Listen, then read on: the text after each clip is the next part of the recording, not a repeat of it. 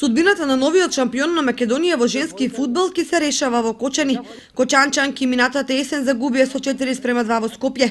Во Кочани мора да победат со 3 гола разлика за да ја потврдат титулата од минатогодишното првенство.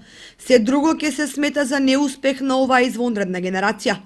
Атмосферата уште пред стартот на пролетниот дел од првенството се подгрева со притисоци и трансфери на недобрите фудбалерки во државата.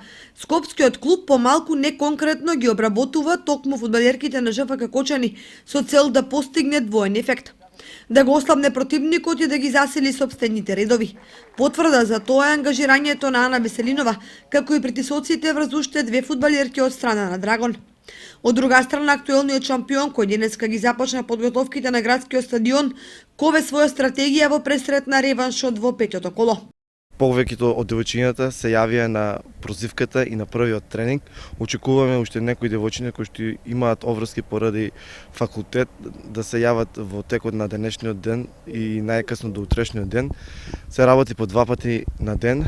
Најпрво во утринските часови се работи на градскиот стадион Никола Мантов во Кочани, а попладне се работи во спортската сала во основното училиште Никола Карев во Кочани.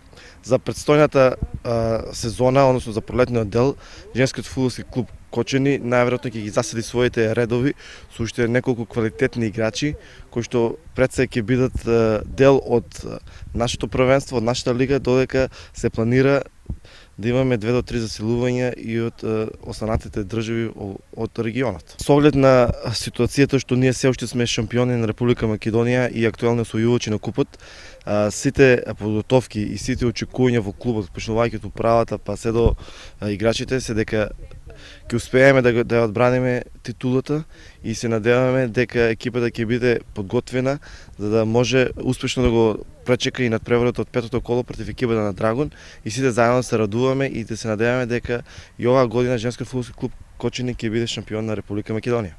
Во клубот прават напори да се доведат неколку фудбалерки од странство, со чија помош ќе се настојува да се демолира противникот.